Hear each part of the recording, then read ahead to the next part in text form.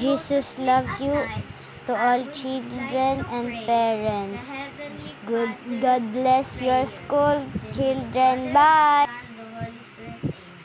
Heavenly Father, we want to thank you for another day you have given grant us the grace to learn the things we need to know and the wisdom to use it when the occasion comes. Give us the strength to carry on assigned to us, and in that way we should grow and develop as useful citizens of our school, our community, and our country, as we give you honor in all talk that we do. Amen. In the name of the Father, the Son, the Holy Spirit. Amen. Goodbye, guys. Jesus always loves you. Bye!